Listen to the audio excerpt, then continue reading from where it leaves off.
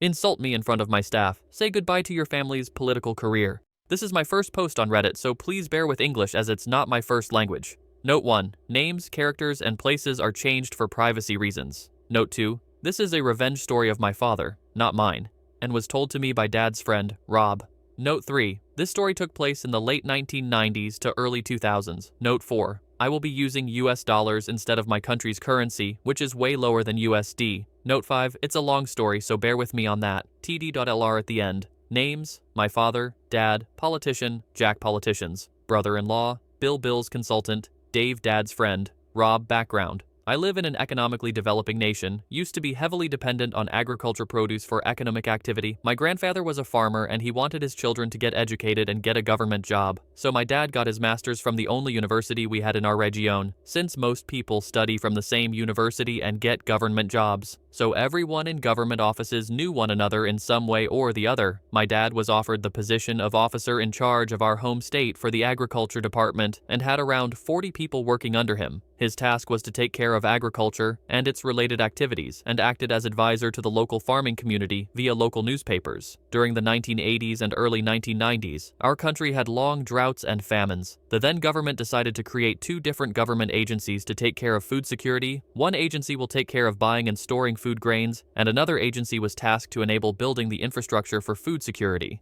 Dad was attached to the agency, which was tasked with infrastructure. His agency's job was to give grants for anyone building infrastructure for food security. His duty was given the task of providing grants to anyone who is building warehouses for storing food. His job was to review the entire warehouse from planning to construction that can store food and provide a third of project cost as a grant subsidy to people who built it. This was the time when my country was doing all the stuff on paper, no computers, only typewriters, in government offices, and no cell phone. Your options were limited to a fixed telephone line, and fax copying machines, which were mind-blowing technology for my dad, were new to government offices. My dad used to do tons of paperwork in the office, reading through stuff, adding remarks, writing stuff. Add to that, you had postal service that took somewhere between 7-10 days to have your mail delivered to the nearest town or city. Yeah, those were the times my dad lived.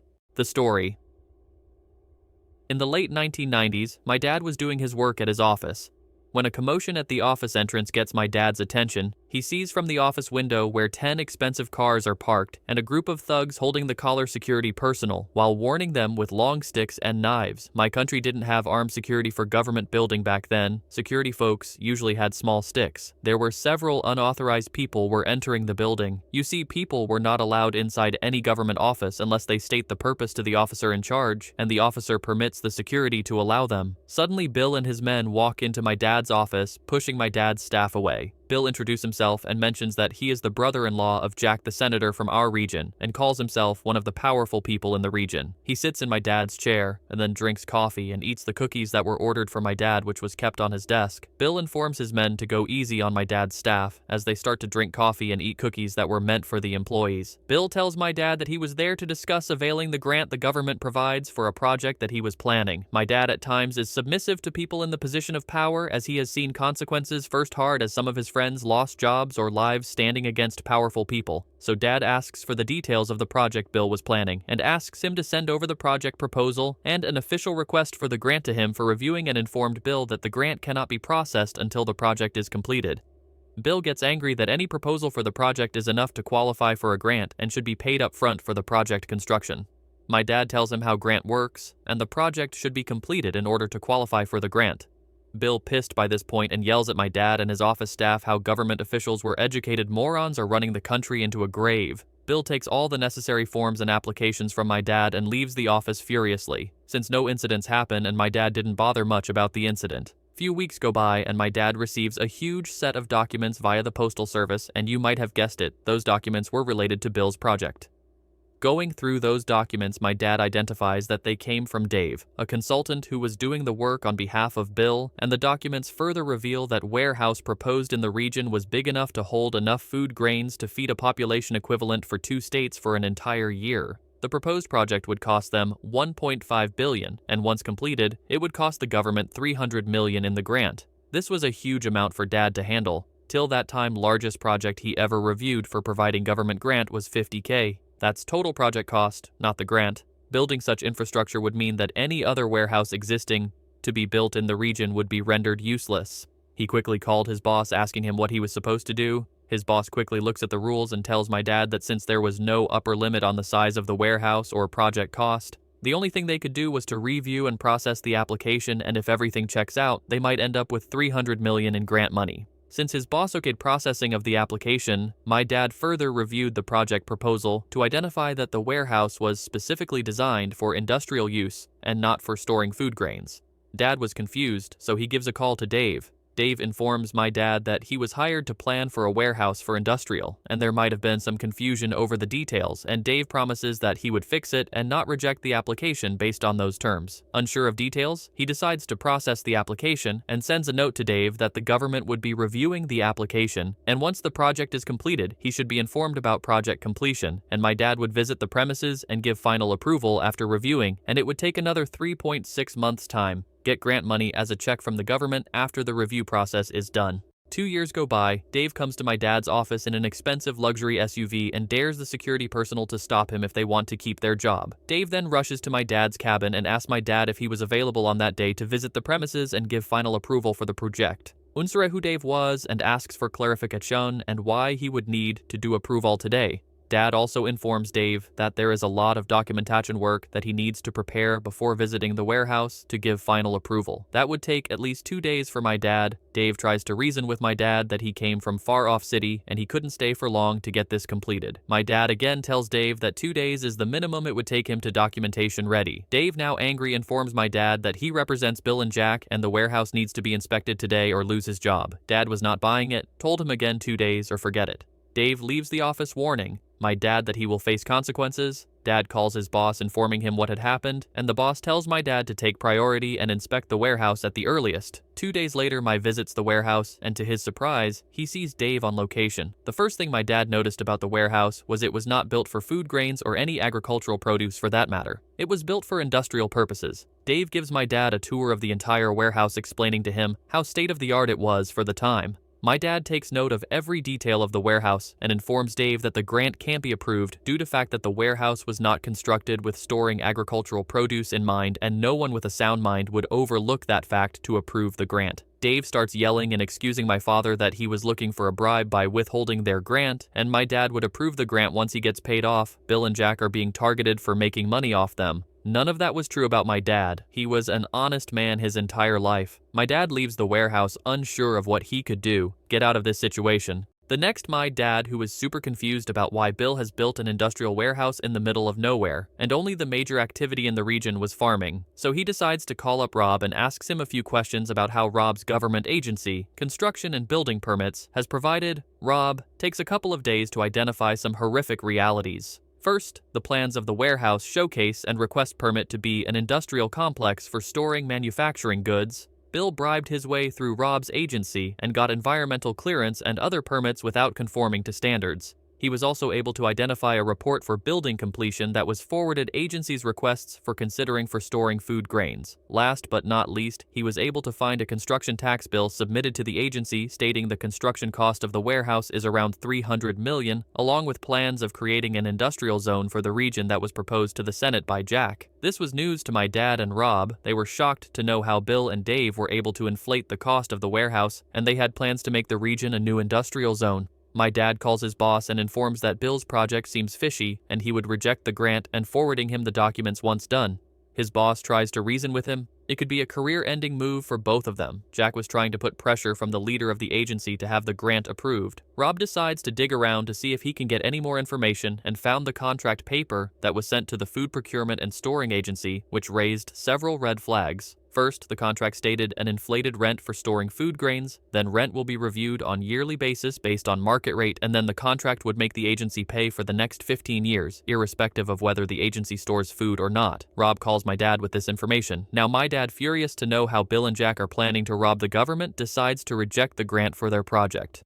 A few days later, Bill turns up at my dad's office, along with Dave, in the same bashing manner he previously did, but now even more furious asks my dad why he is not approving the grant for his project and why it's taking so much time. Dad tries to calmly reason with him, stating it was not built as per norms, so he won't be able to approve. Bill turns red and fuming with anger. He can throw around as much money. My dad wanted to have his signature on the documents approving the grant. My dad refuses that it's a crime to bribe an officer. Bill goes on telling my dad that he lives in a mansion filled with escort girls and have as many as he likes. Dad refuses again. Bill now threatens my dad, saying he could get out of his job and replace someone else in the same position can do the job for him. Again, my dad firmly tells Bill that he can do whatever the hell he wants to do, but my dad would not approve the grant. This goes as a shouting match for around 3 hours in front of the entire office staff, but my dad didn't budge. Bill starts swearing to my father, telling him that he impotent to pass up an offer of having sex with the cheapest escort girls Bill has, which would cost my dad his entire year's salary to hire such an escort for a day. He also goes on yelling how my dad's parents might have abandoned him as a child who refuses to bring fortune to his family. My dad had enough of Bill by this point and asks Bill leaves his office in the last attempt to threaten my dad. Bill asks his thugs to take care of him and leaves the office along with Dave.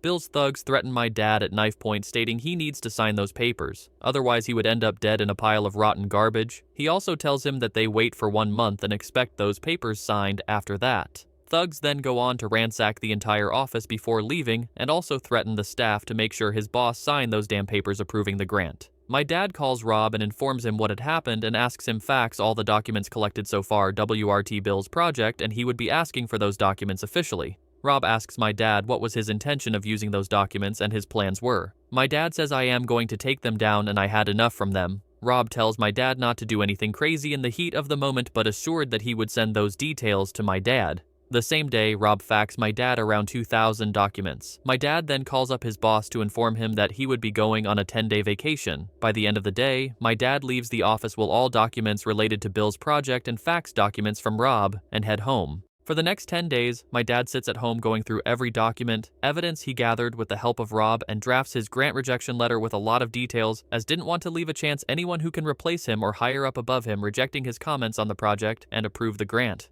After the vacation goes back to the office, and the staff were surprised to him and were thinking that Bill's men abducted him since he didn't inform anyone about his vacation plans. The same day, my dad asks his assistant to mail the documents to his boss as a confidential report. His assistant takes the documents and heads to the nearest postal office. At the same moment, Bill's men come to my dad's office to check with him if he had signed the documents or not, and he would be in serious trouble if is not done. My dad lies to them that he has approved the grant and his assistant has just gone to mail those documents to his boss for processing and would take up to 3 months for the grant to arrive. My dad also tells them to inform Bill that everything has been taken care of and there is nothing worry about anymore, so that my dad won't be bothered by Bill or his men any further. A week later, my dad's boss furiously calls and asks my dad about the grant rejection letter he sent him and how crazy my dad was, which could end up having both of them killed. My dad assures his boss that he has taken care of everything, including Bill and Jack, and nothing to worry about, and he has to do was to hold on to those documents for a month or so. A month later, a local newspaper breaks a story of how Jack was corrupt to the hilt and Bill was a partner in his crimes. The same morning, Bill is arrested from his mansion, half naked and totally drunk, along with a lot of escort girls. Bill was charged with corruption, bribery, sex racketeering, money laundering, and murder. Bill's men were also arrested for murder and were sentenced for life along with Bill. Jack was arrested for corruption, bribery, intimidation, and abuse of power. Jack made bail, but never won the election again, eventually retiring from politics. A decade later, Bill testified against Jack for the crimes they both committed, and Jack was sentenced to 15 years in jail. Dave was also charged with bribery, forgery, and money laundering. Dave fled the country to escape jail time. No one knows for sure where he is now. Police are still looking for him. No ever knew how did that happen to Bill and Jake except Rob and my dad. The revenge. You see, my dad took 10 days vacation not just to hide from Bill's men, but he was planning to execute his perfect plan for revenge against Bill. He systematically documented every ounce of evidence he had and drafted a comprehensive report against Bill and Jack on how they planned to cheat the government and have the government cough up the money for nothing.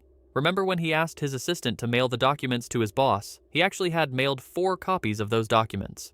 One for his boss for rejection of grant. The second one was to the agency that was planning to store good grain in Bill's warehouse, proposing to blacklist his property for non-compliance with standards. The third and fourth mails were sent as an anonymous tip to a federal agency equivalent of FBI.